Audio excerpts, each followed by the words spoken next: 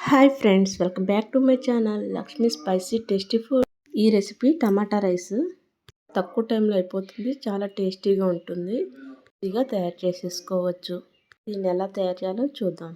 Stove మీద pan పెట్టుకొని ఒక 8 స్పూన్స్ వరకు ఆయిల్ వేసుకోవాలి.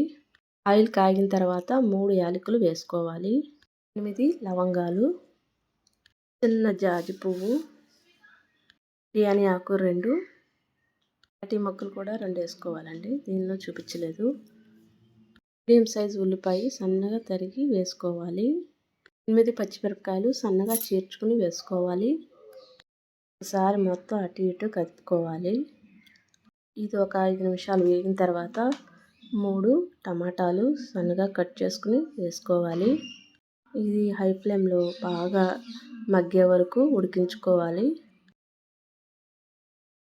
1 స్పూన్ మసాలా, 1 స్పూన్ అల్లం వెల్లుల్లి పేస్ట్ వేసుకుని ఒకసారి 5 మినిట్స్ వరకు మనం బియ్యం ముందే నానపెట్టుకోవాలి. 1కి 2 వరకు ముందు నానపెట్టుకోవాలి. ఇవన్నీ వేగిన తర్వాత వాటర్తో సహా వేసేసుకోవాలి. 1 స్పూన్ సాల్ట్ వేసుకోవాలి. గరిటెతో కదుపుకొని హై ఫ్లేమ్లో ఉడికించుకోవాలి. స్టార్ట్ అయిన తర్వాత లో ఫ్లేమ్లో ఉడికించుకోవాలండి. 15 మినిట్స్ పడుతుంది.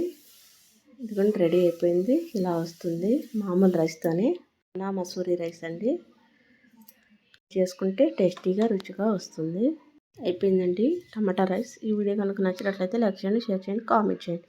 Please subscribe my channel. Thank you for watching.